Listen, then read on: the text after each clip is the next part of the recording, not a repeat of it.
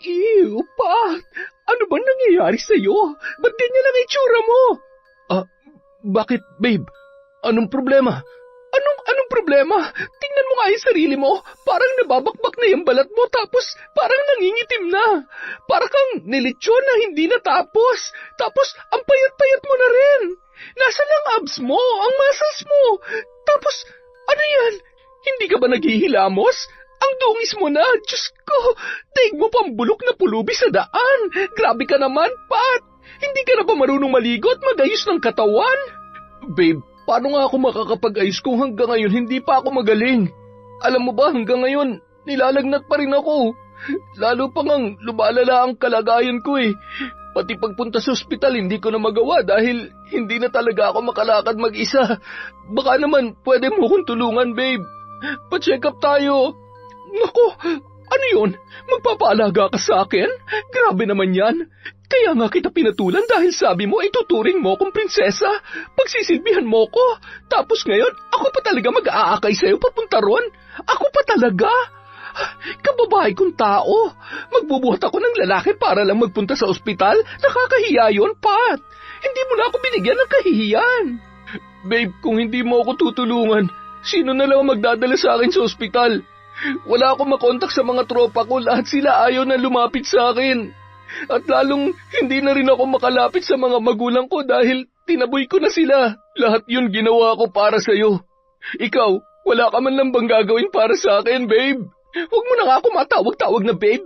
Break na tayo, Patrick. Sorry pero aalis na ako. Salamat na lang sa mga pangako mo. Teka, sandali lang, babe. Bumalik ka rito. Babe! Taon 2005,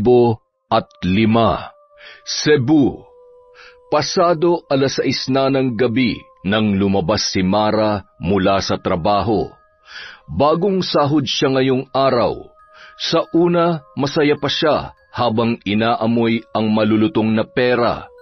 Pero nang simulan niyang kwentahin ang mga gastusin, unti-unting napalitan ng pagkadismaya ang kanyang muka. Diaper, gatas, bayad sa kuryente, tubig at upa, utang sa Bombay, at isama mo pa ang utang sa tindahan ni Aling Beth. Isa-isang dumaan sa isip niya ang mga bayarin. Sa dami ng kailangang bayaran, 50 pesos na lamang ang matitira sa kanya mula sa minimum na sahod niya na provincial rate pa. Ang mas masaklap pa, marami pa siyang kailangang bayaran pero ubus na ang kanyang sweldo. Ang 50 pesos na natira ay kulang pang pamasahe niya para sa susunod na mga araw. Wala siyang pagpipilian. Matapos kwentahin ang mga gastusin, agad niyang itinabi ang pambayad sa Bombay. Alam kasi niyang kinabukasan ay dadaan yun at muli siyang uutang para may pamasahe papasok ng trabaho. Araw-araw, mahigit 1 oras ang biyahe niya papunta sa kanyang pinagtatrabahuhan, kung saan minimum lamang ang kanyang sahod. Araw-araw din, mahigit 100 ang nauubos niya sa pamasahe, sa jeep, sa motor at sa bus. Nadaanan niya ang tindahan ni Aling Beth, binayaran ang utang, tapos agad ding umutang ulit ng mga delata at noodles para sa kanyang sarili. Kumuha rin siya ng kaunting pagkain para sa kanyang anak. Bitbit ang kanyang pinamili, tinahak niya ang madilim at masikip na eskenita papunta sa bulok na apartment na kanyang inuuwian. Pero bago pa siya dumiretso sa bahay, umakyat muna siya sa itaas, sa bahay ng may-ari ng paupahan. Walang iba kundi si Mang Melchor. Mang Melchor, magandang gabi po. Oh, Mara. Abay, mukhang marami kang pinamili ngayon ah. Nako, pantawid gutom lang po ito lahat. Si Baby Jello lang po talagang may maayos na pagkain. Alam niyo naman po, kahit kailan, hindi pwedeng unahin ng sarili. Ay, siya nga pala, kukunin ko na po ulit si Baby Jello. Ay, sige, heto na siya. Kanina ang saya-saya niya eh. Dumalaw kasi rito si Carlo, kaya nagkaroon ng kalaro. Ha? Talaga po? nakabalik na pala siya. Kailan pa? Nung 1 linggo pa. Kaso nasa Palawan naman sila ngayon. Doon sila nagbakasyon ng pamilya niya. Alam mo naman yon, balikbayan. Kaya kung saan-saang pasyalan na naman yon maglilibot. Ay, oo nga po pala. Buti na lang napadaan siya rito. Sige po, baba na po kami ni Baby Jello. Sige, mag-iingat kayo. Tuwing papasok si Mara sa trabaho, kay Mang Melchor niya iniiwan ang anak.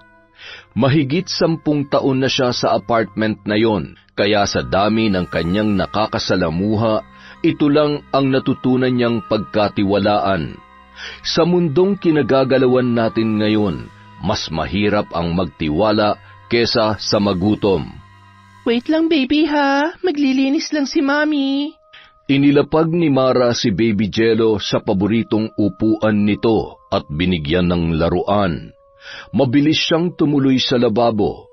Napuno na naman ito ng malalaking dumi mula sa sira nilang kisame. Sinimulan niyang linisin ang nanigas na putik, alikabok at mga itim-itim na hindi niya na inaalam kung ano. Madalas may kasama pang tain ng daga at kung ano-anong insekto. Kinagabihan, matapos patulugin si Baby Jello, naupo si Mara sa kanyang higaan. Tumitig siya sa kanyang lumang cellphone na may keypad pa. Ilang minuto lamang nakahanda na siyang gawin ang bagay na ayaw niyang ginagawa. Kaya lamang wala na siyang ibang magawa. Dinayal niya ang numero ng dating asawang si Patrick. Ilan taon na silang hiwalay. Ang sustento na lang ang nagdidikit sa kanilang dalawa at kahit yon parang kinakayod pa niya mula sa isang hukay. Pagkatapos siyang buntisin ay iniwan siya ng lalaki dahil lang sa nakatagpo ito ng mas maganda, mas sariwa at mas kaakit-akit. Pero hindi lamang siya ang naging biktima. Hindi lamang siya ang iniwang buntis ni Patrick. Sa kasalukuyan, 3 silang sinusustentuhan ng lalaki, 3 babae, 3 batang iniwan, 3 buhay na isinakripisyo kapalit ng makamundong pagnanasa. Kaya hindi madali ang bawat tawag, hindi laging sigurado kung may sustento bang darating. Hindi niya alam kung kakailanganin ba niyang makiusap, makipag-away o magmakaawa. Pero sa pagkakataong ito, hindi na yun ang mahalaga. Ang importante lang, may makakain ang kanyang anak. Hello, Patrick? Oh, kumusta na? Eto, kulang na naman yung sahod ko. Ang dami kasing bayaran tapos naubos na rin yung gatas ni Baby Jello. Wala na rin siyang gamit. Hindi ko na nga siya palaging napapaliguan kasi hindi na ako makabili kahit sabon. Nakakahiya na rin sa kapitbahay. Sila na halos ang nagpapakain sa kanya. Ngayon nga, sumahod ako pero hindi ko mabili lahat ng kailangan niya. Baka naman pwede ka magpadala ulit kung may extra ka dyan. Baka next week pa, pero 500 lang ha. Kakapadala ko lang dun sa isa ko pang anak Ano? 500 lang? Bakit? May reklamo ka? Alam mo ba kung magkano ng mga bilihin ngayon? Subukan mo kayang pumunta sa grocery para malaman mo. Patrick, hindi nakakayanin yan. Para kay Jello pa lang, kulang na. Anong kulang? Kukulangin talaga kung pati ikaw makikihati. Para sa anak ko to, hindi para sa'yo. Bumili ka ng sarili mong pagkain. May trabaho ka naman Baby pa lang yan, hindi pa maraming kinakain yan. Kaya sapat na tong 500. Patrick naman, kahit 800 lang kung gusto mo. Ako nang bahala sa kulang. Sige na naman. Para lang sa anak natin. 500, huling tawad na yon. Pero Patrick... Mara, baka nakakalimutan mo, hindi lang ikaw ang nabuntis ko. May iba pa akong anak. Hindi pwedeng mas malaking ibibigay ko sa'yo. Lahat kayo dapat pantay-pantay. Pantay-pantay? Alam mo bang kulang na kulang yan sa pangangailangan ni Jello? Sa diaper pa lang 250 nang inaabot. Saka online na nga rin lang akong bumibili para mas mura. Tapos, paano naman yung iba niyang kailangan? Yung gatas, vitamins, pulbos. Patrick, hindi lang diaper ang kailangan ng bata. 250? Wag nga ako. Meron namang mas murang diaper sa tindahan Saka, bakit pa kailangan mag-vitamins? Sabi mo nga, pinapakain naman niya ng kapitbahay niyo. O di yun na yun, pasosyal ka kasi masyado eh. Subukan mo kayang ikaw ang bumili ng mga gamit ni Jello para malaman mo. Paulit-ulit na lang to, 500 lang ang kaya ko, kaya yun ang tanggapin mo. Hindi pwede mas malaki ang sayo tapos yung iba, kakarampot lang ang matatanggap. Alam mo naman yan, di ba? Pinag-usapan na natin yan bago pa tayo maghiwalay. Sige na, bahala ka. Pero sana naman wag next week. Mas matagal pa yun kaysa sa paghihintay ko sa'yo nun. Kahit bukas na lang, Patrick. Kailangan na talaga ni Baby Jello. Wala na akong pera ngayon. Next week pa ako mabibigyan ng tita ko. Kaya maghintay ka. Yung iba nga naghihintay. Ikaw lang tong palagi nagmamadali. Tigil-tigilan mo ako, Mara. Wag ako. At bago pa siya makasagot, ibinaba na ni Patrick ang tawag. Para siyang binuhusan ng malamig na tubig. Napatulala na lamang si Mara, hawak ang kanyang cellphone. Napakapit siya ng mariin. Pinigilan ang nagngingilid na luha pero hindi niya na yon kinaya. Bumagsak na lang siya sa isang sulok. Niyakap ang sarili habang iniisip kung paano siya lalaban ulit kinabukasan. Paano siya magpapakatatag kung ang mismong mundo ang nagpapabagsak sa kanya? Kinabukasan, habang break time ni Mara sa trabaho, nag-vibrate ang kanyang cellphone. Nakita niya ang pangalan ng kanyang kapatid. Kabadong-kabado siya na sinagot yon. Hello, Lino? Ate, Bakit? Ano nangyari? si nanay, sinugod namin sa ospital. Ano? Bakit? Kailan pa? Kanina lang, ate. Ang hina na kasi niya. Ilang linggo na niyang sinasabi na parang lagi siyang pagod. Parang nanghihina yung katawan niya. Tapos kanina, halos hindi na siya makatayo. Kaya dinala namin siya sa ospital. Ay, Diyos ko. Anong ospital? Anong sabi ng doktor? Naka-confine siya, ate. Minomonitor pa. Hindi pa nila alam kung ano talagang sakit niya. Pero, ate, paano pag may reseta na wala kaming panggastos? Siguro naman, may pera pa kayo dyan kahit papano.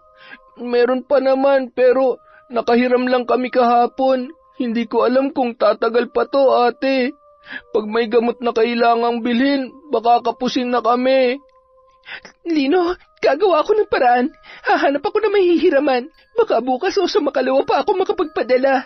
Pero sisiguruhin kung may papadala ko, ha? Wala na rin kasi akong pera ngayon eh. Yung sahod ko ubos na sa utang, sa bayarin, sa gatas at diaper ni Baby Jello. Pati pamasahe ko inutang ko na lang. Pero gagawa ako ng paraan, ha? Ate, salamat ha. Pasensya na. Ang bigat na naman ng sitwasyon natin. Huwag mong isipin yon. Si nanay mo nang intindihin natin. Gusto mo ba siya makausap, ate? Kising na ba siya? Hindi pa eh. Kagabi, halos hindi siya makatulog. Buti nga ngayon, mahimbing ang tulog niya eh. Sige, huwag mo na muna siyang gisingin. Basta alagaan niyo siya, ha? Tatawagan kita agad kapag nakahiram na ako. Sige, ate. Maraming salamat, ha? Napabuntong hininga si Mara matapos ibaba ang tawag. Parang lalong bumigat ang kanyang pakiramdam. Kulang na nga ang kanyang kita para sa sarili niyang anak. Ngayon may isa pa siyang kailangang alalayan. Pero hindi niya pwedeng pabayaan ang kanyang ina. Kahit anong mangyari, gagawa siya ng paraan. Wilfred, busy ka ba? Hindi naman, Mara. Bakit? Pwede ba kitang makausap sandali? Sige. Sandali lang, ha? Ano yun? Pasensya na sa abala, ha? Ikaw lang kasing malalapitan ko rito, eh. Sinugod kasi sa ospital ang nanay ko. Ang problema, ubos na yung sinahod ko kahapon dahil sa dami ng bayarin. Kailangan ko sana ng pera para may padala sa kanila. Panggastos nila sa ospital, tapos pambili na rin ng mga gamot na inireseta ng doktor. Manghihiram sana ulit ako kung meron ka pang extra dyan. Tamang-tama. Kababayad lang sa akin ng kliyente ko kanina. Sige. Magkano bang kailangan mo? Siguro kahit Mga 10,000. Sa private hospital kasi na-confine ng nanay ko eh. Siguradong medyo malaki ang gastos nila ron.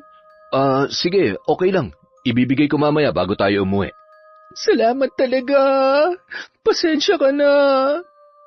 Kinabukasan, holiday kaya walang pasok si Mara.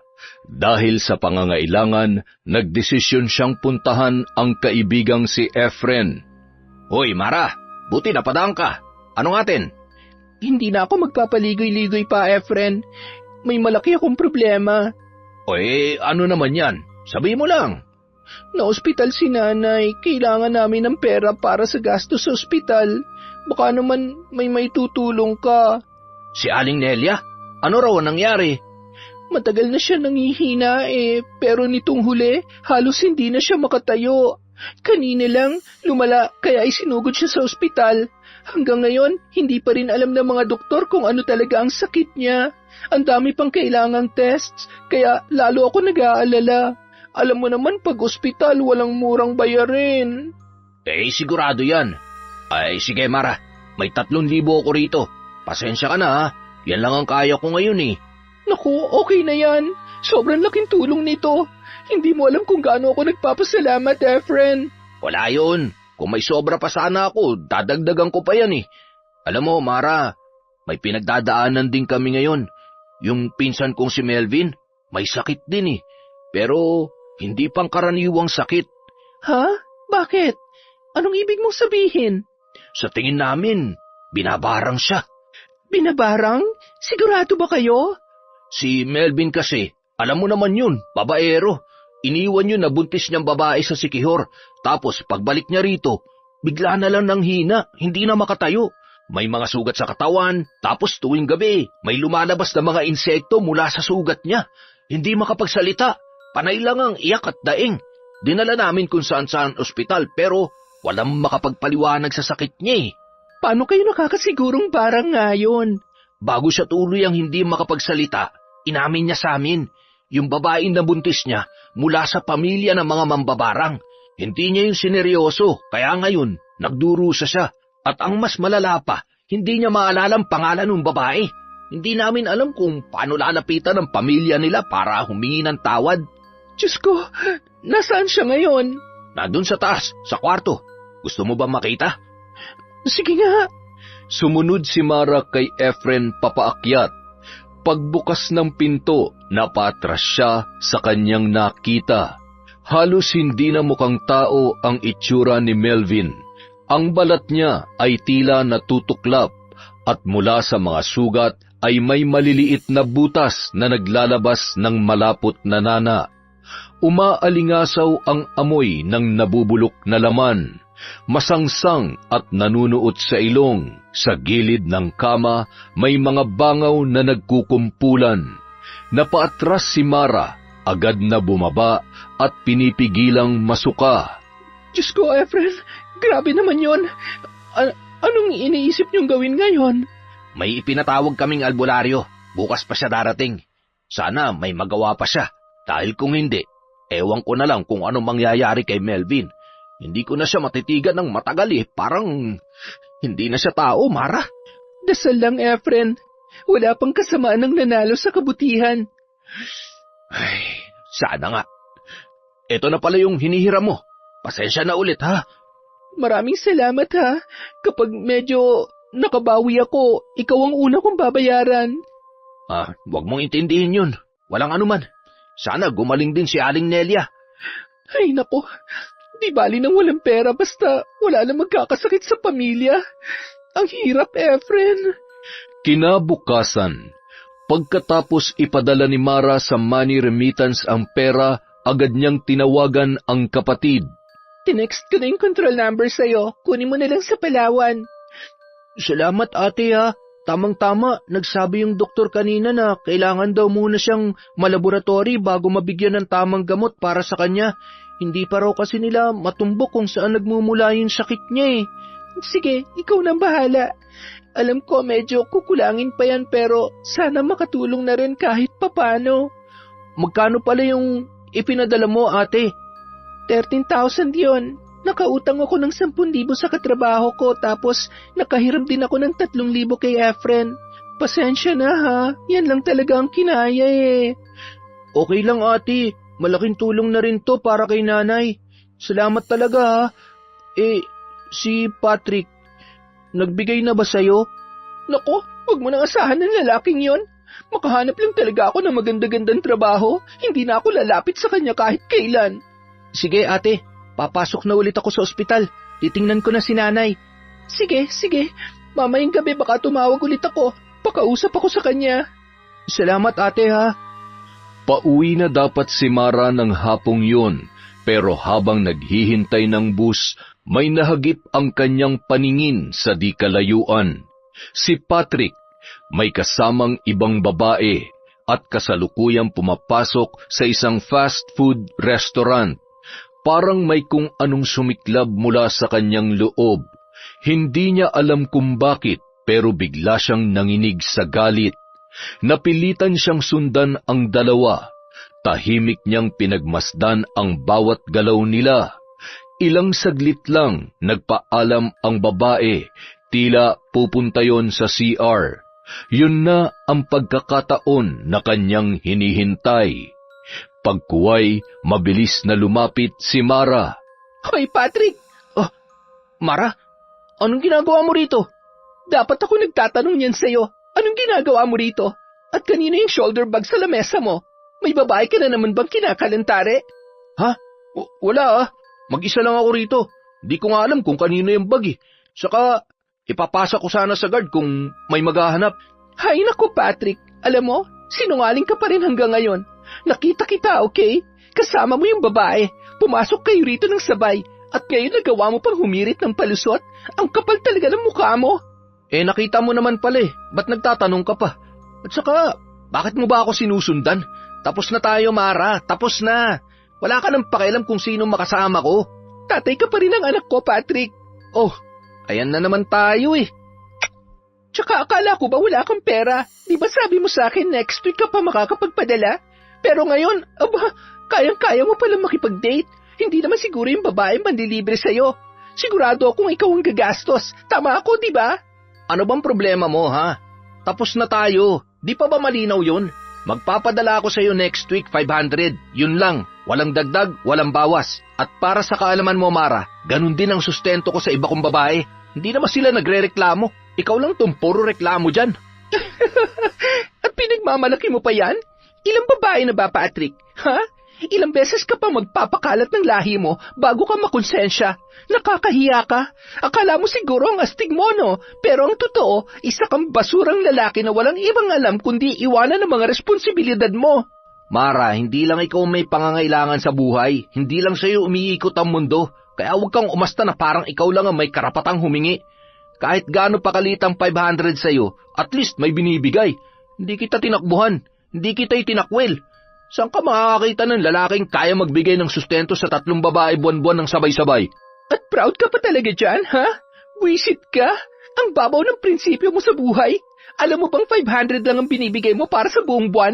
Para sa bata? Alam mo ba kung magkano ang gatas, ang diaper, ang pagkain? Hindi mo iniisip kung paano siya mabubuhay sa limos mong yan? Wala akong ibang maibibigay, okay? Kung ayaw mo, di wag. Wala akong pake kung saan mo kukunin ang panggastos mo. Huwag kang mag-inarte rito, Mara. At huwag na huwag mong gamitin ang bata para perahan ako. Hindi kita pinaperahan, kago. Anak mo yon. Hindi lang yung laruan na iiwan mo lang kung kailan mo gusto. May responsibilidad ka. Alam mo, Mara, kung wala ka rin lang matinong sasabihin, umalis ka na lang. Huwag mo ako ipahiya sa kasama ko rito. At kung hindi ka aalis, wala kang makukuha sa akin kahit 5 duling. Mamili ka. Walang hiya ka. Ang kapal talaga ng mukha mo. Alam mo, tandaan mo to. May araw din ng karma sa'yo. Di wow. Sige, hintayin ko yan. Ngayon, pwede ka na bang umalis? Kung ayaw mo mawala ng sustento. Hindi na nakasagot pa si Mara. Nanginginig ang buo niyang katawan, hindi sa takot kundi sa pinaghalong galit at sakit. Pinilit niyang pigilan ang kanyang pagluha, pero paglabas niya ng restaurant, hindi na niya napigilan ang pagbagsak noon. Sa gilid ng kalsada sa harap ng paradahan ng bus, pinunasan niya ang kanyang pisngi gamit ang punit na panyo. Ngunit alam niyang wala yung silbi dahil ang sugat na iniwan ni Patrick hindi basta-basta mabubura. Pag-uwi niya ng gabing yon, kausap niya si Mang Melchor sa kanyang bahay. Dumalaw ito sa kanila nang malamang sinugod sa ospital ang kanyang ina. Totoo yan. Hindi kasi talaga makakapagbigay ng gamot ang doktor hanggat hindi natutumbok ang sakit ng nanay mo. Kaya kailangan talaga ang mga lab test na yan. Kaya nga po lalo nga akong namumroblema ngayon kasi lahat ng mga nahiram kong pera para lang sa pansamantala nilang panggastos. Ang inaalala ko pa, paano kung matumbok na nila ang sakit ni nanay? Paano kung hindi pala basta-basta na sakit yon at mangangailangan ng malaki-laking gamutan? Hindi ko na po talaga alam kung saan ako kukuha ng pera. Yung sinasahod ko bilang clerk, sobrang liit lang. Madalas nga kulang pa yon para sa anak ko. Pero syempre, hindi ko rin pwedeng pabayaan ng nanay ko. Grabe talaga tong problema namin. Nagkasabay-sabay pa. Sinabi mo pa. Alam mo, kung wala lang din kaming problema ngayon ng asawa ko makakapagbigay din sana ako sa inyo ng malaki. Kaya lang, itong 5,000 lang muna ang kaya kong ibigay. Medyo humihina na kasi yung pwesto namin sa palengke. Tapos marami na rin sa mga umuupang nag-aalisan. Kaya pati kami namumroblema na rin ngayon sa pera. Naku, malaking tulong na po ito sa amin, Mang Melchor. Maraming salamat po talaga. Ano nang balak mong gawin ngayon? Siguro po susubukan ko maghanap ng ibang trabaho. Mag-a-apply ako sa bayan kapag day off ko. Susubukan ko rin pumasok sa mga call center. Siguradong mas malaki ang sasahurin ko doon. Tama ka naman dyan. Kaso, iba-iba ang oras sa call center. Yung anak ko nga, 6 na buwan lang ang tinagal doon. At ngayon ay nagtsatsaga na lang sa pagiging dishwasher sa isang restaurant. Wala rin naman po akong magagawa kundi ang magtyaga. Kung hindi ko gagawin to, lalo akong walang maibibigay sa nanay ko. Bahala na po. Sana lang talaga malampasan na namin to. Magdasal ka lang lagi, Iha. Kaya nyo yan. Salamat po, Mang Melchor. Kinabukasan, magkasama ulit sina Wilfred at Mara sa break time. Kumakain habang nag-uusap. Grabe naman yung ex mo. Ang galing lang sa kama pero sablay sa responsibilidad. Hindi man lang kaya magpakatatay. Ano bang mabibili ng 500 pesos sa panahon ngayon? Akala niya nasa 80s pa tayo. Kung makikita ko lang yon, sapak talaga aabutin sa akin nun. Sinabi mo pa, ang mas masakit, nahuli ko pa silang dalawa ng bago niyang babae kahapon. Kumakain sa restaurant.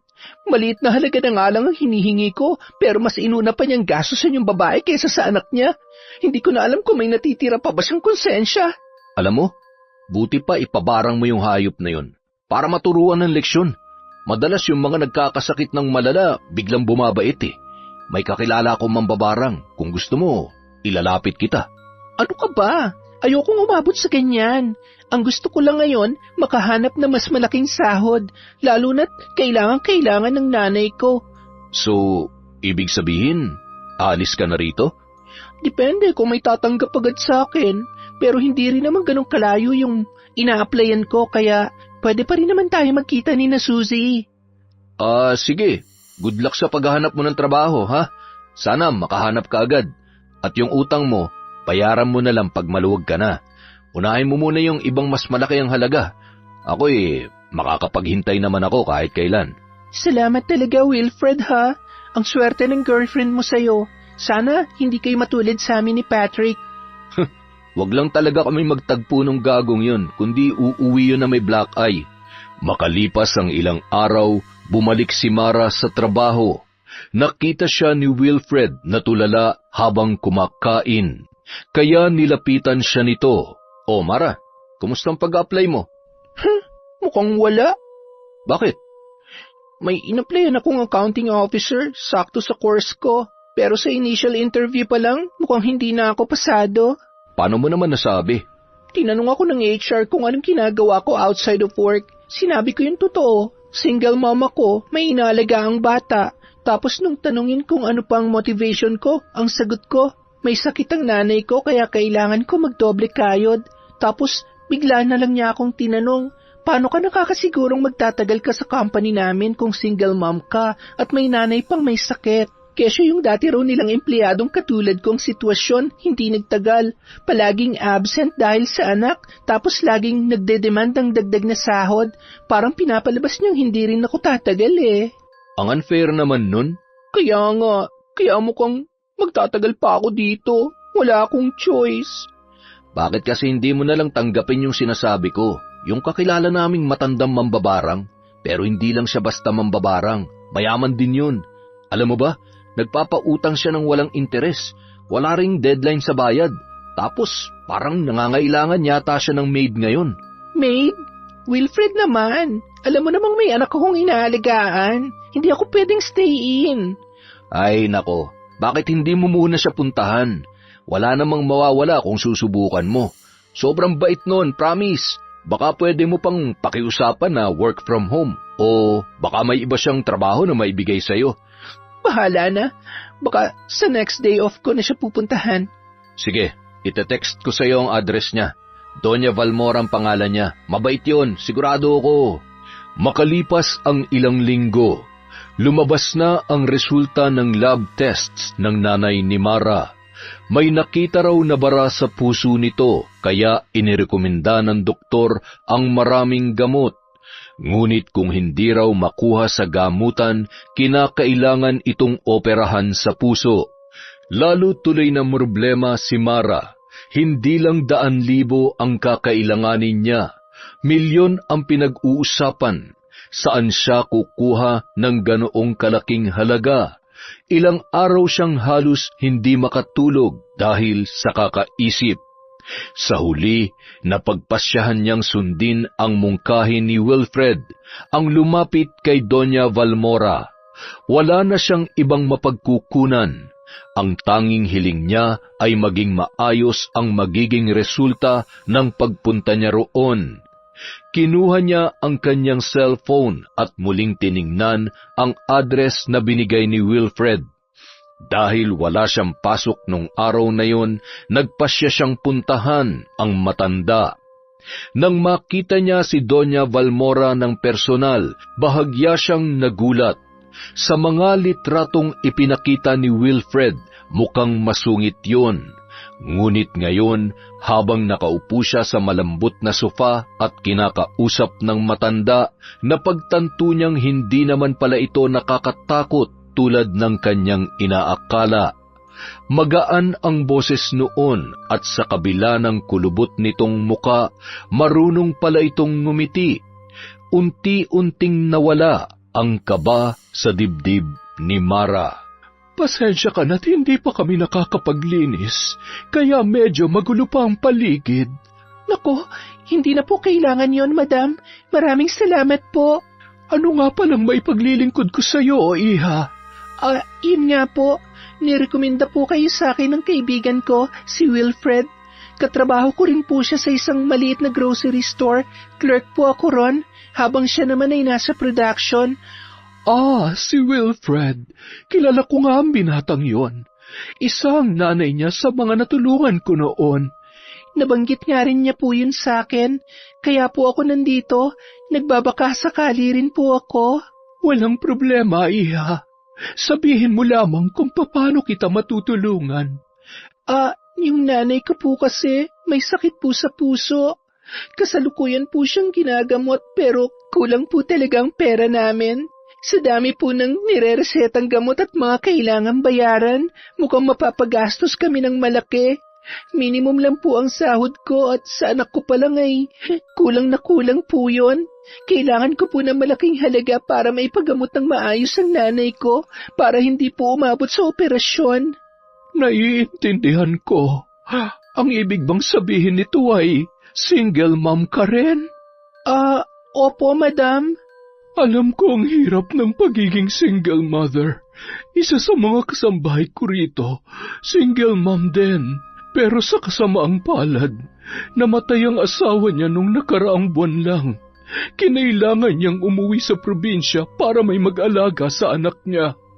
Minungkahi kung dito na lamang sila tumira, pero nahihiya raw siya. Hindi ko na siya pinilit pa. Pagkaalis niya ay ibinigay ko pa rin ang lahat ng benepisyo niya para makasigurong maayos ang buhay nila roon. Napakaswerte niya naman po pala sa inyo. Nako, ako ang mas maswerte sa kanila. Bihira ako makatagpo ng mga tapat at mababait na kasambahay. Kahit pa mag-iwan ako ng 1,000,000 sa mesa at mawala ng ilang buwan, pagbalik ko nandoon pa rin yon. Walang labis, walang kulang. Kaya naman sinusuklian ko rin na maayos na sweldo at benepisyo ang kanilang katapatan. Napakabait niyo naman po pala. Napakalayo sa mga naririnig ko dati tungkol sa inyo. Alam ko rin naman yan. Marami na sigurong nagsabi sa'yo na isa akong mambabarang. Parang ganun na nga po. Pasensya na po kayo, madam. Alam mo, iha, hindi ako basta-basta nambabarang. Ginagawa ko lang yun sa mga taong may matinding kasalanan sa akin at sa pamilya ko. Hindi ko pinaparusahan ang sino mang ang kasalanan ay kaya pang patawarin. Pero higit sa lahat, ginagamit ko ang kakayahan kong iyon para protektahan ang mga kasambahay ko laban sa mga kamag-anak nilang handang manira ng buhay nang dahil lamang sa inggit. Naiintindihan ko po, madam. Hindi ko lang po talaga gamay ang ganitong bagay dahil Katoliko po ako. Pero nirerespeto ko po ang dahilan niyo sa paggamit ng kapangyarihan. Siya nga pala, iha. Pakibigay mo sa akin ang lahat ng reseta at medical findings ng nanay mo. Gusto kong matiyak na makuha niya ang tamang lunas. Hindi lang perang may tutulong ko. May mga kakilala rin akong may koneksyon sa malalaking ospital. Maaari natin siyang ilipat para mas matutukan ang kanyang kalagayan. Naku, madam, maraming salamat po. Napakalaking tulong po nito sa amin. Wala yun, iha. Nabanggit mo rin pala na nagtatrabaho ka sa isang grocery store, hindi ba? Opo, madam. Alam kong mahirap ang sitwasyon mo, pero kung gusto mo, pwede kitang tanggapin bilang isang kasambahay dito.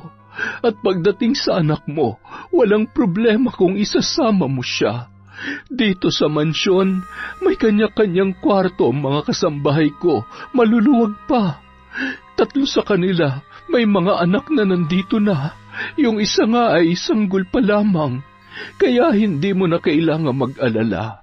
Kumpleto kayo sa pagkain, gamit, benepisyo, lahat-lahat. Talaga po? Naku, madam, maraming salamat po. Interesado po ako, pero kailangan ko muna magpaalam sa boss ko at mag-render ng kahit 2 linggo. Sa dami ng umaalis, halos ako na lang ang gumagawa ng lahat ng trabaho doon. Hindi ako pwedeng basta umalis nang walang kapalit. Naiintindihan kita, iha. Ayusin mo na muna ang lahat. Maraming salamat po sa pangunawa. Alam mo ba, matagal na kitang hinihintay na pumunta rito. Ano po? Matagal ka nang ikinukwento sa akin ni Wilfred. Kahit nung wala pang sakit ang nanay mo, madalas niyang banggitin na may best friend siya sa trabaho. Mabait, maganda at responsable. Lagi kang nasa kwento niya, pati mga masasayang tagpo ninyo. Nasabi niya rin sa akin ang tungkol sa asawa mo. Tama ba ako? Opo. Ang dami niya na palang naikwento sa inyo. Huwag kang mag-alala. Madaldal nga yung lalaking yon, pero wala siyang sinabing masama tungkol sa'yo. Puro magaganda lamang, puro papuri. Kaya nga matagal ko nang gustong makilala ka, para matulungan ka sa problema mo, lalo na tungkol sa iyong asawa. Maraming salamat po talaga, madam.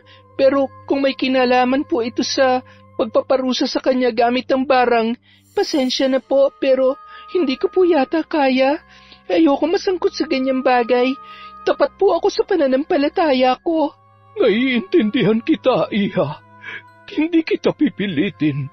Pero minsan, kailangan mong bawasan ng sobrang kabaitan. Minsan, yan ang nagiging ugat ng pinakamasakit na pangyayari sa ating buhay. Ano po? Alam mo ba, pareho tayo ng pinagdaanan. Iniwan din ako ng asawa ko matapos niya akong mabuntis. Ang masakit, namatay ang anak ko pagkapanganak ko pa lamang. Samantalang siya, nakita ko may sarili ng pamilya. Masaya. Noong una gusto ko siyang barangin. Gusto kong pahirapan siya hanggang sa mamatay. Pero naisip ko, hindi sapat ang paghihiganti. Mas matamis ang tagumpay. Kaya imbis na siraan siya, pinili kong buuin ang sarili ko. Nagsikap ako hanggang sa narating ko ang lahat ng meron ako ngayon. Ito na ang pinakamalutong na sampal sa kanya. Ilang beses siyang bumalik pero hindi ko na siya tinanggap. Ngunit kahit ganoon, hindi ko pa rin siya makalimutan. Sa kabila ng lahat ng galit ko, may mga gabing bumabalik sa isip ko yung masasayang ala-ala namin. Dahil siya ang una at huling lalaking minahal ko. Ikaw ba? Siya rin ba ang unang naging laman ng puso mo? Natutuwa po akong marinig ang kwento niyo, madam, lalo na ang bahagi kung paano kayo bumangon. Tama lang po ang ginawa niyo. Imbis na gumanti, pinili niyong patunayan na kaya niyo maging mas matagumpay. Pero hindi po siyang unang lalaking minahal ko. Siya lang ang unang nakabuntis sa akin. Mabuti kung ganon. Sige, Iha. Balikan mo ko kapag buo na ang desisyon mong magtrabaho rito. Alam mo naman, welcome na welcome ka sa mansion ko. Salamat po ulit, madam. Tinatanggap ko po ang alok ninyo. Kailangan ko lang pong ayusin ang pagpapaalam sa opisina. Pagkatapos noon, dito na ako magsisilbi. Maganda yan. Ingat ka sa pag-uwi, Iha. Ayokong mag-isip ka ng masama sa akin pero nakikita ko na muli kang iiyak. At dahil pa rin sa lalaking yon. Ha? Ano po? Bukod sa pambabarang, minsan ay nakakakita rin ako ng mangyayari sa hinaharap. Kaya gusto kong ihanda mo ang sarili mo. Sa loob ng 24 oras, muli kang paiiyakin ng lalaking yon. Salamat po sa paalala, madam. Tatagan mo lamang ang loob mo, Iha. Sige po, mauna na po ako. Salamat po ulit sa lahat. Paglabas ni Mara sa mansyon, hindi niya mapigilan na bumigat ang pakiramdam. Ang sinabi ni Lola Valmora ay patuloy na gumugulo sa kanyang isipan. Paiiyakin na naman siya ni Patrick. Kung tutuusin, hindi na yon bago sa kanya. Wala ngang linggo o buwan na hindi siya nito pinapaiyak. Bumuntong hininga na lamang ang dalaga, pilit na iwinaksi ang kanyang kaba, pero sa kanyang kaloob-looban, alam niyang may mangyayaring mas malala. Makalipas ang 2 linggo. O papano? Last day mo na pala dito ngayon. Good luck sa pagpasok mo kay Doña Valmora, ha? Sabi ko na sa'yo madali ka lang matatanggap dun. Di hamak na mas matinong magbigay ng pasahod si Doña Valmora kesa sa minimum wage job natin gaya rito. Salamat sa pagre-rekomenda sa akin, Wilfred, Kahit papano, medyo nakaluwag-luwag ako ngayon. Mula nung tinanggap ko yung kontrata, binigyan niya na ako agad ng advance payment. Kaya naman, nabayaran ko na lahat ng pinagkakautangan ko. Tapos, yung sa nanay ko, nailipat na rin namin sa malaking ospital at kasalukuyan na siyang ginagamot ngayon. Hindi pa man ako nag-uumpisa sa mansyon niya. Medyo gumiginhawa na agad ang buhay ko. Sabi ko naman sa'yo mabait talagang Donya sa mga katulong niya. So, paano yan? Mamayang pag-uwi, dun ka na didiretso? Siyempre, hindi pa. Naglaan lang ako ng 2 araw para asikasuhin yung dapat pang asikasuhin sa apartment ko. Pagkatapos nun, dun ako magsastay sa mansyon. Uuwi na lang siguro ako tuwing Sabado at Linggo para maglinis at inspeksyonin yung bahay. Okay, sige. Good luck. At sana rin, magtuloy-tuloy ng swerte mo sa buhay. Nang sumunod na araw, nagsimula na si Mara sa mansyon. Hindi naman naging mabigat ang trabaho niya roon. Sa hardin siya naka-assign sa umaga, tutulong sa pagluluto sa tanghali, naglilinis ng ilang parte ng bahay sa hapon. Pagkatapos ay pahinga na siya sa gabi. Hindi lahat ng gawaing bahay ay inaako niya. Dahil marami silang katulong doon, pinaghahati-hatian nila yon. Kaya kahit magkakasama sila sa iisang bahay, hindi pare-pareho ang oras ng kanilang pahinga. Dahil doon, hindi pagod ang lahat.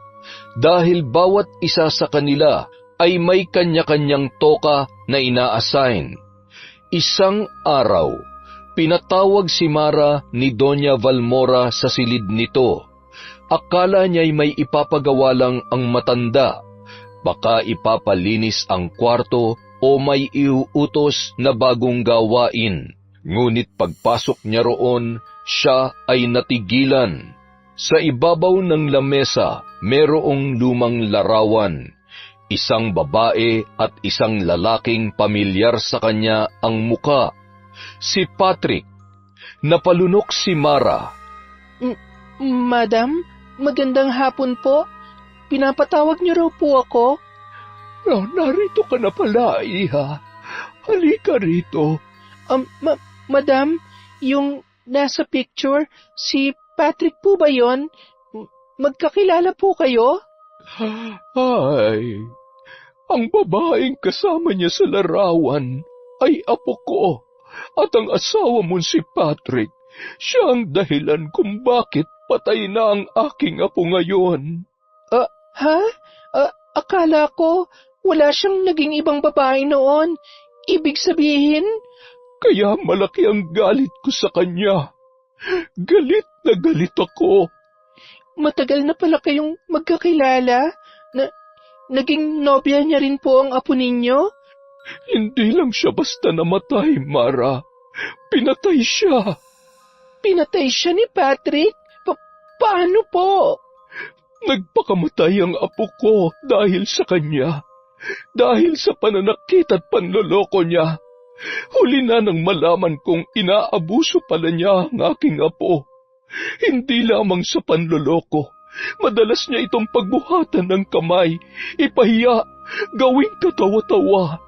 Pero kahit ganoon, mahal na mahal pa rin siya ng aking apo. Sobrang mahal. At yun ang nag-udyok sa kanya para kitilin ang sarili niyang buhay. Akala ko po si Patrick ang pumatay sa kanya. Dahil kay Patrick, kaya namatay ang aking apo. Siya ang dahilan ng pagkamatay ng apo ko. Kaya parang siya na rin ang pumatay doon. Pasensya na po, madam. Hindi ko po inaasahan. Hindi ako humihingi ng awa. Gusto ko lang malaman mo ang totoo. Kaya pala ang sama ng tingin niyo sa kanya noon pa lang. Ang mga katulad ni Patrick, hindi dapat hinahayaan. Gusto ko siyang paghigantihan, isumpa, pero may isang bagay na pumipigil sa akin. Bakit po? Dahil alam niyang gagantihan ko siya at pinaghandaan niya ako. Mayroon siyang proteksyon. Isang anting-anting na nagbabantay sa kanya. Anting-anting? Kaya pala hindi niya hinuhubad yung kwintas na yon. Kahit noon pa, kahit naliligo siya, hindi niya talaga yun inaalis. Matagal ko nang gustong pagbayarin ang Patrick na yon. Pero hanggat suot niya ang proteksyong yon, hindi siya tatablan ng kahit na anong sumpa. Hindi lang pala akong sinaktan niya. Pati po pala kayo. Pati ang apo ninyo. Ikaw, Iha, kaya mo bang tiisin ang lahat ng ginawa niya sa'yo? Papayag ka na lang bang patuloy siyang mabuhay ng masaya habang tayo ay nagturusa? Hindi mo ba naiisip?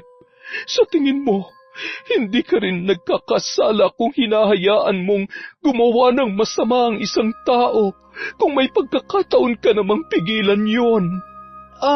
Ano pong ibig niyong sabihin?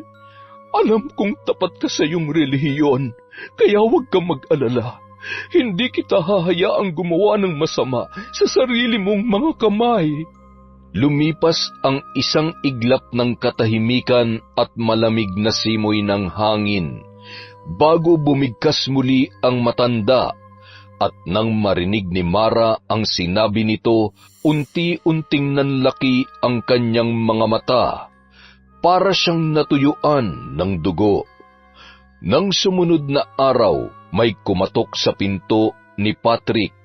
Napakunot noo yun, wala naman siyang inaasahang bisita. Pagbukas niya, ay gulat siyang napatigil. Mara, anong ginagawa mo rito? Wala. Nangungumusta lang. Anong nangungumusta? Imposible. Ano na naman to? Mangungulit ka na naman kung kailan ako magpapadala, no? Sinabi ko na sa iyong linggo, bukas pa darating ang pera ko. Hindi ka ba makapaghintay? Grabe ka naman. Nangungumusta lang talaga ako. Saka huwag ka mag-alala. Hindi na ako hihingi ng sustento sa'yo. Pwede mo nang itigil ang pagpapadala. Hindi ako magagalit. We, ikaw pa. Sa lahat ng naging babae ko, ikaw ang pinakareklamador. Kaya nga hindi na kita pinagtsatsagaan eh. Seryoso ako, Patrick. Hindi na ako galit. At wala na rin akong balak makihati sa mga sinusustentohan mo. Teka, anong trip mo ngayon? Gusto ko lang makapag-usap tayo ng maayos. Yung totoong closure. Pagkatapos nito, hindi na kita guguluhin. Huling beses na to. Sana mapagbigyan mo ako. Hoy, sure ka ha? Baka pagpasok mo rito, bigla mo akong saktan. Sigurado kang hindi ka mananakit? Gawain mo yun eh. Hindi ko yun gagawin, Patrick. Pangako. Oo, sige. Halika, tuloy ka. Pagkapasok ni Mara, diretso siyang naupo sa sofa. Tahimik na sumunod si Patrick, pero halatang hindi mapakali. Ano ba talagang gusto mong pag-usapan? Gusto ko lang malaman, minahal mo ba ako kahit minsan? Ha? Saan naman ang galing yan? Nung tayo pa, nung wala pa tayong problema. Sa tingin mo, mabubuntis ba kita kung hindi? Salamat, Patrick, ha. Salamat kahit papano. Minahal mo rin pala ako. Teka lang, ang weird mo ngayon ah. Ano ba nakain mo? O nakainom ka ba? Masama bang mangumusta sa taong minahal mo noon? Pero kasi hindi ka ganyan, Mara eh. Hindi ka naman basta sumusuko. Ano ba talagang pinaplano mo? Gusto ko lang na maayos na closure. Ngayon lang, Patrick. Huling-huli na talaga. Nako, Mara ha. Alam mong madali akong matukso. Alam mo na. Alam kong hindi mo na ako mahal, pero pagbigyan mo na ako. Isang beses lang. Sinabi nang wag mo akong tuksuhin eh. Alam mo namang kahinaan ko yan. Sige na, please. Kung gusto mo, pangungutang na lang ako ng 500 para lang maibigay ko yung sustento mo. Wag mo lang ituloy to, Mara. Ano bang mas masarap, Patrick? Pera o ang haplos ng isang taong nagmamahal? Putya naman, Mara oh. At tuluyan na ngang bumigay si Patrick. Bumagsak ang katawan nila sa sofa at sa susunod na mga minuto, nalublob na siya sa sarap ng tukso. Ngunit si Mara, hindi sa lalaki nakatuon ang atensyon. Habang lunod na lunod si Patrick sa pagnanasang kanyang nararamdaman, dahan-dahang kinalas ni Mara ang kwintas na nakasabit sa leeg nito. Mahigpit ang kapit noon sa kadena pero hindi nagmadali ang dalaga. Dapat walang kahit anong maramdaman si Patrick. Hinayaan niyang tuluyan siyang paglaruan ng lalaki, ngunit sa bawat paggalaw, pinupuntirya niya ang kawit ng kwintas. Kailangang makuha niya yon. At sa isang iglap lamang, sa isang mabilis na kalabit, isang swabing hatak, nahugot yon ni Mara. Mabilis niyang itinago sa bulsa ang kwintas bago ipinagpatuloy ang kanyang ginagawa. Tila walang nangyari habang umiinit ang eksena. Makalipas ang mahigit kalahating oras. Oh, tapos ka na? Lagpas ng ilang minuto yun ha. Siguro naman, solve ka na ngayon. Hindi mo na ako guguluhin? Oo, Patrick. Hindi na ako manggugulo. pasensya na ulit sa konting abala ha, pero sana nag-enjoy ka rin kahit papano. Ano ka ba? Kahit naman may iba na ako, aaminin ko na masarap ka pa rin naman. O sige, malapit nang dumating yung jowa ko eh. Baka makita pa tayo rito. Basta bukas, ipapadala ko pa rin yung 500 para naman hindi mo ko konsensyahin. Salamat kung ganon. Sige Patrick, aalis na ako. Ingat ka na lang. Okay, salamat din. Ingat sila sa'yo. Pagka-uwi ni Mara sa mansyon, agad niyang pinuntahan si Lola Valmora sa kwarto nito. Naabutan niya yung nakaharap sa salamin at nagsusuklay. Tila may pupuntahan. Oh, Mara, paalis pa lamang ako. Buti at nakauwi ka na. Madam, dala ko na po ang pinapakuha ninyo. Heto na po yung kwintas na sinasabi nyo. Ha? Tama, magaling. Salamat, Mara, at pinagbigyan mo ako sa aking pabor. Huwag ka mag-alala, hindi ka madadamay rito. Magtiwala ka lamang sa akin. Napatango na lamang si Mara kahit ang totoo, medyo labag ng kaunti sa loob niya ang kanyang ginawa. Pero dahil ayaw niyang madismaya ang kanyang amo, ginawa niya na lang din yun. Saka medyo napaisip din siya sa mga sinabi ng matanda sa kanya, lalo na sa ginawa ni Patrick sa apo nito. Naisip niya ring dapat pagbayaran ng lalaki ang kasalanan noon. Isang gabi, naghahanda si Patrick para sa date nila ng kanyang jowa. Kakapaligo pa lamang noon at ngayoy nakatapis ng tuwalya habang nakatayo sa harap ng lababo. Sinimulan niyang magsipilyo at pilit na inaayos ang sarili bago umalis. Sa kalagitnaan ng kanyang pagsisipilyo, biglang may naramdaman siyang kakaiba. Isang matigas na bagay ang bumagsak sa lababo, kasabay ng mahina ngunit matinis na tunog ng pagtama nito sa porselana. Napakunot ang kanyang noo, dahan-dahan niyang dinampot ang nalaglag at nanlaki ang kanyang mga mata. Isang ngipin na may kaunting dugo. Napaatras si Patrick at biglang nakaramdam ng kaba. Mabilis niyang ibinuka ang kanyang bibig sa harap ng salamin at doon niya nakita ang kakilakilabot na katotohanan. Isang puwang ang naiwan sa pagitan ng kanyang mga ngipin. Nalaglag yon mula sa kanyang bibig. Napakapit siya sa lababo, hinahabol ang kanyang hininga. Nanginginig niyang kinapa ang iba niya pang mga ngipin. Desperadong sinisigurong hindi na yon mauulit. Pero nang matamaan ng daliri niya ang isa pang ngipin ay bigla yung kumalas mula sa kanyang gilagid. Hindi lang isa, kundi 3. Sunod-sunod na nahulog sa lababo ang kanyang mga ngipin, parang mga butong nabubulok at nalalagas sa isang bangkay. Sumilip siya sa salamin at halos hindi na niya makilala ang kanyang sarili. Sira-sira na ang kanyang ngipin. May mga bungi sa harap at tuwing ibinubuka niya ang kanyang bibig para yung bangkay na naglalantad ng kabulukan. Nasukol siya ng matinding takot. Nanginginig niyang kinuha ang kanyang cellphone at agad na nagsabi sa kanyang girlfriend na hindi siya matutuloy sa gabing yon dahil bigla siyang nagkasakit. Hindi niya kayang sabihin ang totoo. Hindi niya kayang makita siya ng sinuman sa ganoong sitwasyon. Noong gabing yon, hindi nakatulog ang lalaki. Nanginginig siyang nakatulala sa salamin. Pinagmamasdan ng sarili niyang nagiging isang bagay na hindi niya maipaliwanag.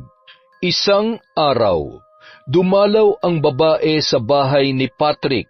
Halatang may tampuyon sa muka habang nakatayo sa may pintuan. Ay nako, nagtatampo na ako sa iyo, ha? Bakit bigla ka nalang umatras? Akala ko ba mahal mo ako? Mahal naman talaga kita eh. Kaya lang, bigla akong nagkasakit. Kahit kapayin mo pa. Ah, oo nga no? Parang ang taas ng lagnat mo. Sabi ko sa'yo, baby, may sakit talaga ako. Hindi ako nagdadahilan. Pero sabi mo kasi kagabi nagpibihis ka na. Kaya natural lang na umasa ako. Hindi mo ba agad naramdaman yan nung nagbibihis ka pa lang? Hindi nga eh. Habang nagsisipilyo ako, may nangyari. Tapos, ilang minuto lang, bigla na akong nilagnat. Kaya hindi ko kinayang lumabas. Bakit? Ano ba nangyari kagabi? Eto, oh. Hala, ano yan? Ba't ganyan ang ngipin mo? Paano nangyari yan? Ewan ko nga, bigla na lang silang nalaglag habang nagsisipilyo ako kagabi. Sa tingin mo ba, makakalabas pa ako ng bahay kung ganitong itsura ko? Tapos bigla pa akong nilagnat. Kaya magpapahinga muna ako ha. Cancel muna natin lahat ng lakad natin. Hindi ko talaga kaya. Sobrang sama ng pakiramdam ko. Hindi ko alam kung bakit. Bakit hindi ka magpatingin sa doktor? Siguro bukas. So, sa makalawa, kapag kaya ko nang bumangon, gusto mo, samahan mo ko? Nako, ano naman ang gagawin ko? Akayin ka papunta ron? Nako, makakasira sa imahe ko yan bilang magandang dilag. Dapat nga akong inaakay at inilalakad mo.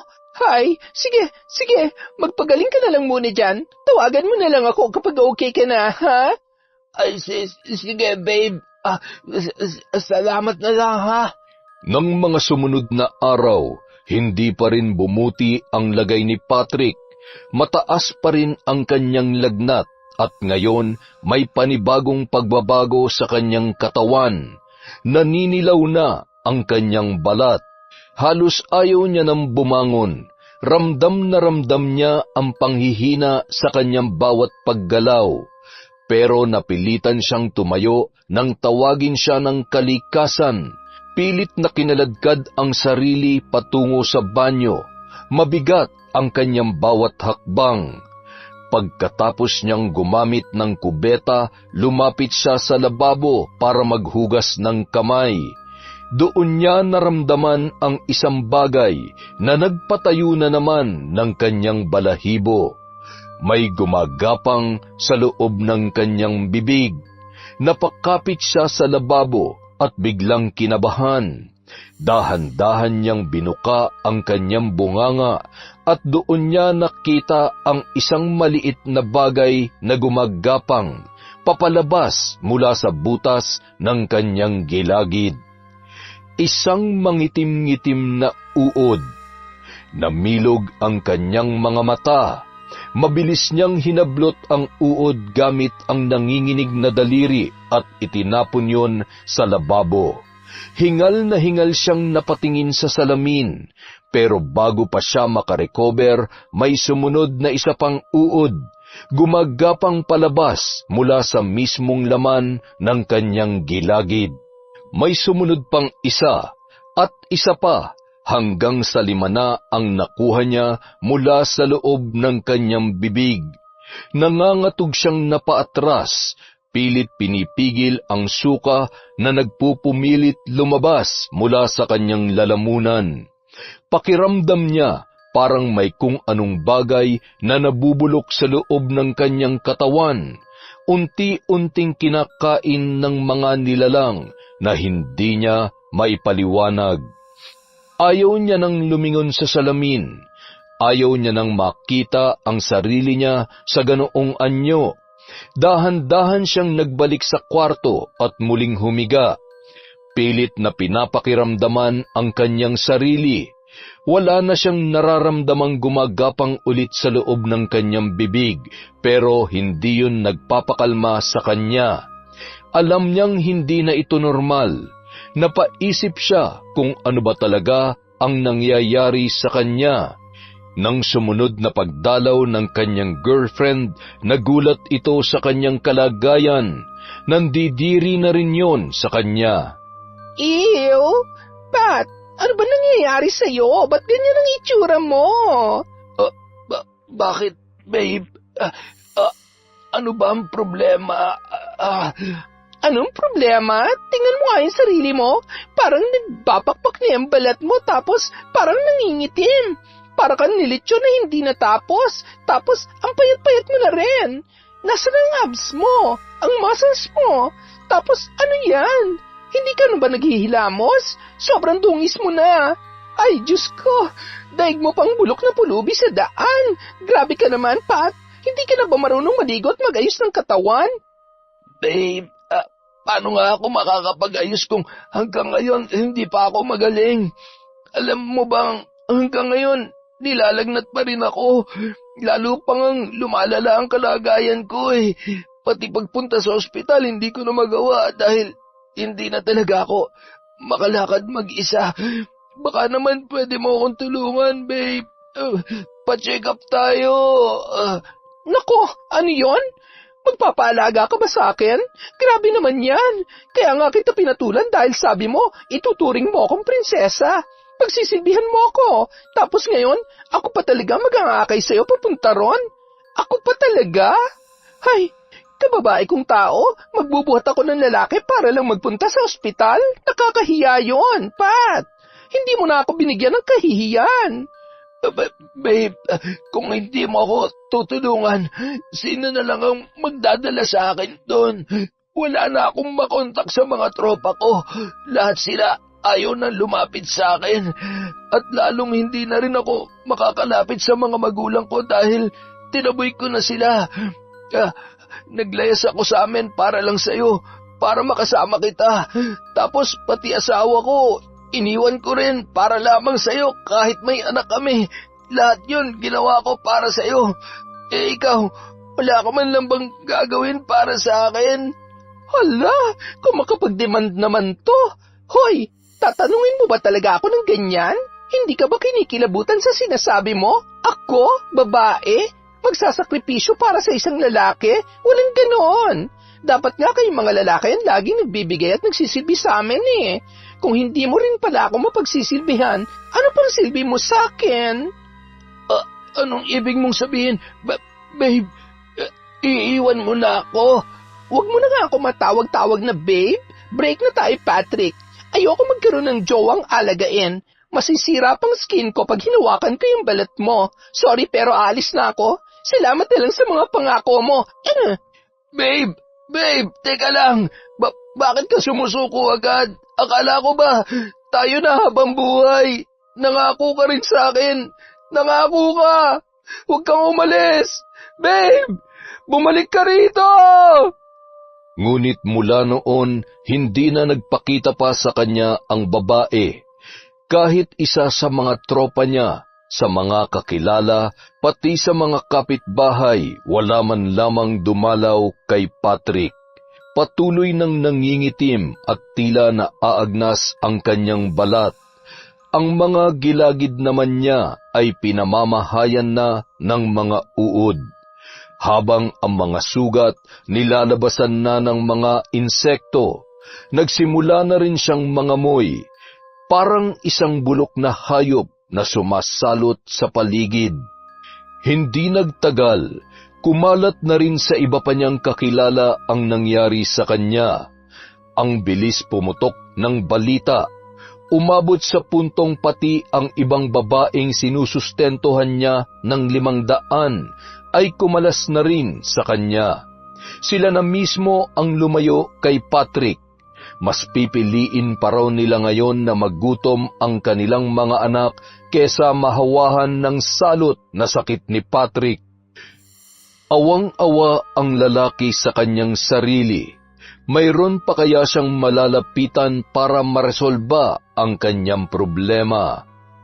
Isang gabi, tapos na si Mara sa lahat ng gawain sa mansyon. Ngayon, nakaupo siya sa gilid ng kama habang pinapatulog si Baby Jello sa crib nito. Mas madali na ngayong patulugin ang bata. Malamig ang kwarto dahil sa aircon. Maluwag ang espasyo at hindi ito nauubusan ng pagkain. Bihira na rin yung umiyak. Tahimik ang paligid. Ang tanging maririnig ay mahinang tunog ng orasan hanggang sa tumunog ang cellphone ni Mara. Si Patrick, nag-aalangan siyang sagutin yon. Matagal na silang walang komunikasyon pero sa huli ay pinindot pa rin niya para sagutin. Hello? Mara, Patrick, bakit ka napatawag? Mara, pwede ka bang dumaan sa bahay kahit saglit lang? Ano? Bakit? Ano nangyayari sa'yo? Please, Mara, kahit sandali lang. Alam kong may closure na tayo pero sana pagbigyan mo ako kahit ngayon lang. Bukas na lang siguro. Gabi na kasi eh. Wala na magbabantay kay Baby Jello. Sige, bukas na lang. Salamat, Mara. Pagkababa niya ng tawag, nanatili siyang nakatitig sa screen ng cellphone. Mayroong bumabagabag sa kanya. Hindi normal ang boses ni Patrick. May kung anong nagbago doon. Hanggang sa isang bagay ang biglang sumagi sa kanyang isipan. Hindi kaya sinimulan na siyang parusahan ni Lola Valmora? Kinabukasan, siniguro niyang wala ang matanda bago siya gumalaw. Palihim niyang tinungo ang kwarto nito. Sinilip ang paligid at nang makumpirmang walang tao, binuksan niya ang aparador. Eksaktong alam niya kung saan ilalapat ang kanyang kamay. May secret door sa loob ng aparador. Alam niya yon dahil minsan na yung ipinakita sa kanya ng matanda. Siya lang ang pinagkatiwalaan nito na malaman ang tungkol sa aparador. Dahan-dahan siyang pumasok. Madilim doon. Mabangong usok ng insenso ang sumalubong sa kanya. Sa loob, may isang lamesang puno ng kung ano-anong gamit pang ritual. May nakapaligid na mga kandilang pula at itim, mga dahon, halaman at kung ano-anong kakaibang kasangkapan. Sa itaas ng lamesa, may altar na puno ng mga lumang aklat na kulay itim at pula. Pero ang talagang nagpahinto sa kanya ay ang isang garapon na nasa gitna ng lamesa. Dahan-dahan niya yung nilapitan. Sa loob noon, nagkakagulo ang dose-dose ng uod at insekto. Lahat ay gumagapang, nanginginain, pinupunit ang bagay na nasa loob ng garapon. Isang litrato ni Patrick. Napaatras ang dalaga, nanginginig ang mga kamay. Tama ang kanyang hinala. Sinimulan na nga ni Lola Valmora ang paghihiganti nito kay Patrick. At kung anuman ang ginagawa niya, alam niyang hindi lang basta sakit ang mararanasan ng lalaki. Kahit natatakot, hindi niya napigilan ang kanyang sarili. Kailangan niyang makita si Patrick. Kailangan niyang malaman kung ano na ang nangyayari doon. Pagbukas pa lamang ng pinto, umalingasaw na agad ang nabubulok na amoy. Parang may ilang taong mga basura na nakulong doon. Kaya hindi niya maiwasan na mapatakip ng ilong. At nang masilayan niya si Patrick, halos mapasigaw siya sa gulat at kilabot. Parang bangkay na ito na humihinga pa. Ang mga mata ni Patrick halos lumubog na. Ang mga buto niya ay litaw na rin sa kanyang balat. At ang mga sugat ay lalo pang lumalaki. May mga uod at insekto pang gumagapang sa ilong, bibig at tainga ng lalaki. Patrick, ano nangyayari sa'yo? Mara, salamat sa pagdalaw. Bakit ganito?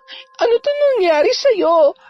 Hindi ba ikaw rin naman ang may gawa nito? Anong ako? Ngayon, alam ko na Kaya mo lang pala ako inakit noon para makuha mo yung kwintas na proteksyon ko, para tablan ako ng barang. Yun talaga ang totoong plano mo noon, hindi ba? Ha? Patrick! Ngayong nakuha mo na ang gusto mo, may pag-asa pa bang mapatawad mo ako? Pero Patrick, hindi akong gumawa nito sa'yo. Hirap na ako, Mara. Sobra na itong parusang natatanggap ko. Sobrang bagsak na ako. Maawa ka naman sa akin. Kung gusto mo, ipakulong mo na lamang ako. Isusuko ko na lang ang sarili ko sa mga pulis. Ayoko na ng ganito. Ayoko mamatay dito, Mara. Parang awa mo na. Patrick, hindi akong gumawa nito sa'yo. Si Lola Valmora. Lola Valmora? Kilala mo siya, di ba? Pati na ang apo niya na nagpakamatay dahil sa'yo. Kaya kanya pinagigantihan dahil gusto niyang mabigyan ng hustisya ang ginawa mo sa apo niya. Ang dami mo na naperwisyo, Patrick. Kaya huwag ka na magtaka kung bakit ka pinarurusahan ng ganito. May pag-asa pa bang mapatawad mo ko, Mara?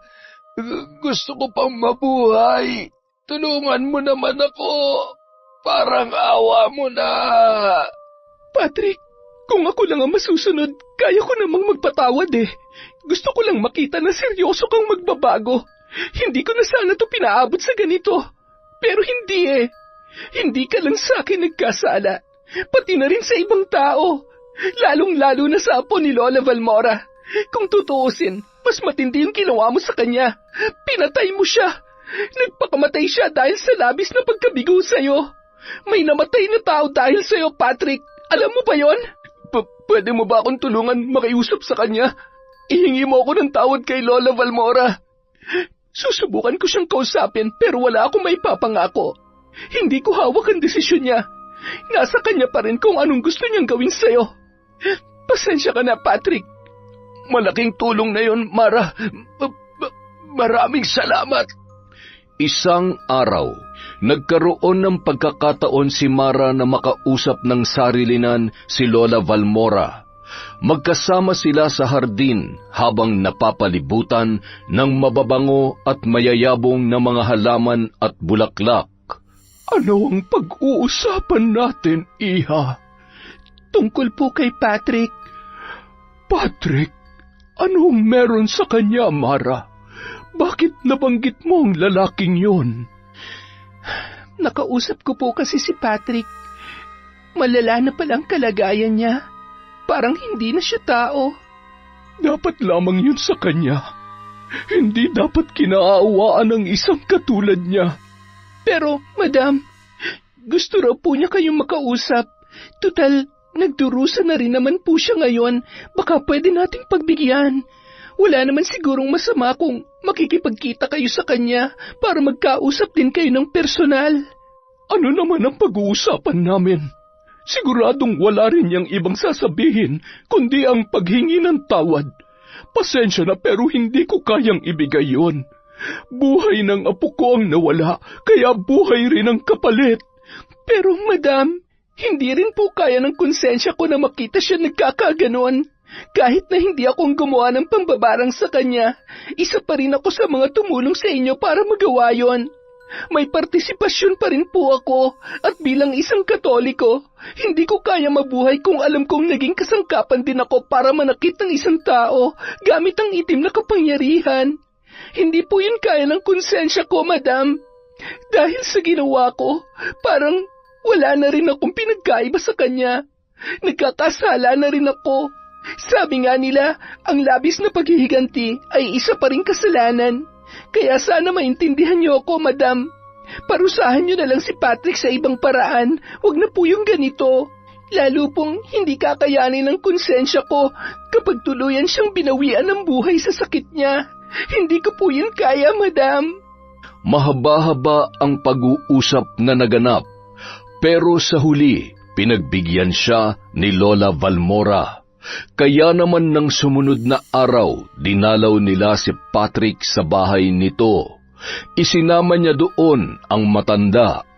Pagkapasok ni Mara sa loob ng silid, agad siyang lumabas muli upang bigyan ng pagkakataon sina Patrick at Lola Balmora para mag-usap. Sa loob ng silid na yun, nanginginig si Patrick habang nakahiga sa kama. Halos hindi na niya maigalaw ang kanyang katawan. Tila may kung anong pumipigil sa lalaki. Pawis na pawis kahit malamig ang buong paligid.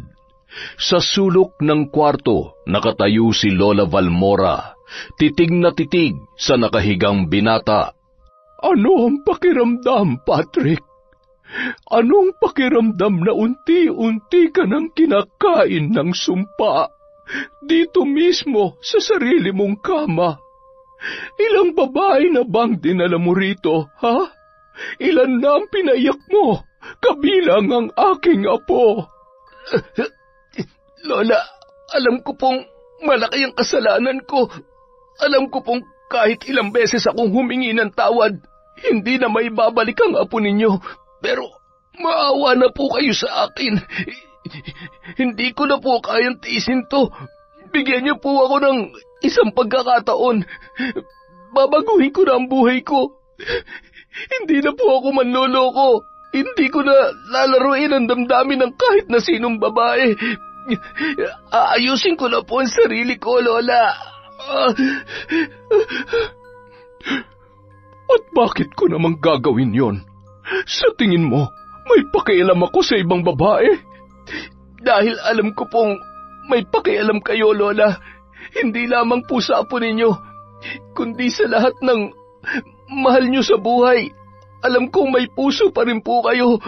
At saka, malaking kasalanan din po sa Diyos ang ginagawa ninyo. Diyos? Wala akong Diyos, Patrick. Mabait lamang ako pero wala akong sinasambang poon. Hindi ko kinakailangan lumuhod sa kahit anong altar para marating ang kinalalagyan ko ngayon. Isa akong mambabarang. Ako ang gumagawa ng sarili kong kapalaran. Hindi ako natatakot sa impyerno dahil ang mga tulad mong mapanlinlang at walang hiya ang dapat matupok sa apoy. Lola, kahit hindi po kayo takot sa impyerno, paano po ang mga taong nasa paligid ninyo? Kakayanin niyo bang madamay sila sa ginagawa ninyo? Tulad na lang ni Mara, hindi niyo naman ako mapaparusahan ng ganito kung hindi niya kayo tinulungang manakaw yung kwintas ko. Alam kong hindi niya ito ginusto pero sa bandang huli, nadungisan na rin ang mga kamay niya dahil sa paghihiganti niyo sa akin. Kaya ito po ang tanong ko, kaya ba ng konsensya niyo na madamay siya? Kakayanin niyo bang siya rin ay mahulog sa impyerno dahil sa inyo? Huwag mo nga akong pinagsasalitaan ng ganyan. Wala kang karapatan na pangaralan ako. Lola, napakabait po ni Mara. Sa lahat po ng nakilala ko, siya lang ang nakita kong pinakamabait at maunawain. Kahit kailan, hindi niya deserve ang ganitong kasalanan. Kung hindi niyo po ako kayang patawarin, sana, kahit para lang sa kanya, linisin niyo na ang sumpa sa akin. Parang awa niyo na, Lola. Nagmamakaawa po ako. At biglang nanahimik ang buong paligid. Matagal na hindi nakapagsalita si Lola Balmora. Nakayuko ito hindi dahil sa awa kay Patrick, kundi dahil sa sinabi nito tungkol kay Mara. Alam niyang relihiyoso ang dalaga. Alam niyang kahit anong gawin nito, hinding-hindi niya kayang mabuhay na may dalang kasalanan sa kanyang puso. Alam niya rin na sa kabila ng lahat, hindi ito dapat madamay sa puot na bumabalot sa kanya sa loob ng maraming taon. Napalunok ng laway ang matanda, napasandal sa dingding, at sa unang pagkakataon, ang mambabarang na hindi natatakot sa impyerno ay nakaramdam ng pag-aalinlangan sa sarili niyang ginawa. At sa puntong yon, isang mabigat na desisyon ang kanyang sinimulan. Makalipas ang 1 taon. Magkano po itong leche flan? 80 lang to, boss. Ito pang ube. 100 na lang yan. Sige, pabili ng 2 sa bawat isa. Naku, maraming salamat po, boss. Balik kayo, ha? Noong araw na yon, naisipang dumalaw ni Mara kay Patrick. Naabutan niya ito sa harap ng bahay, abala sa pagtitinda ng leche flan, ube at iba pang kakanin. Lahat ay gawa mismo ng lalaki. Matapos gumaling sa sumpang ibinigay ni Lola Valmora, nagsikap si Patrick na itayong muli ang kanyang sarili. Nag-aral ito ng culinary at nagtayo ng maliit na negosyo. Ngayon, mas malaki na ang pwesto niya sa tapat ng kanyang bahay. At halata sa dami ng mamimili na malakas ang kanyang kita. Ngunit hindi na ito katulad ng dati. Ang dati niyang gwapong muka ay may malalalim ng peklat at bahagyang magaspang na ang balat. Putol na rin ang isa nitong paa. Dahil dito, wala nang ibang babae ang nagkakagusto sa kanya. Tinanggal ni Lola Valmora ang barang na sumira sa kanyang katawan, ngunit nag-iwan yon ng isang permanenteng kapansanan. Gayunpaman, hindi yon naging hadlang para kay Patrick. Kita sa kilos niya na determinado siyang baguhin ang kanyang buhay. Patrick! Oh, Mara, buti na padalaw ka. Halika, ito na pala yung order mo. Hiniwalay ko na kasi alam kong darating ka ngayon. Salamat ha. Ang laki na pala ng pwesto mo. Oo nga eh. Sa totoo lang, inaayos ko na rin yung mga permit at dokumento. Sa susunod na buwan, lilipat na ako sa mall. Sa SM Cebu, magkakaroon na ako ng sariling pwesto doon.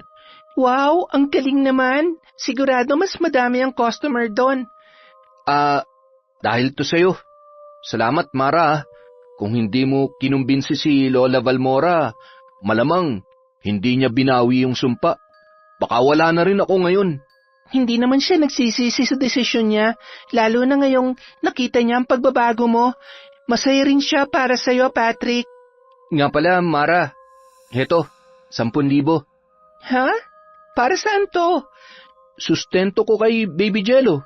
Malaki nang kinikita ko, kaya gusto kong maibalik yung suporta ko sa anak natin. Kahit wala na tayo, sana hayaan mo akong gampanan ng pagiging tatay sa kanya. Ano ka ba naman? Walang problema yon. Salamat, Patrick ha. Kahit medyo umaangat ka na sa buhay, hindi mo pa rin kinakalimutan si Jello. Huwag ka mag-alala, hindi ko siya ipagdadamot sa'yo. Kapag may oras ka, pwede kang dumalaw sa kanya.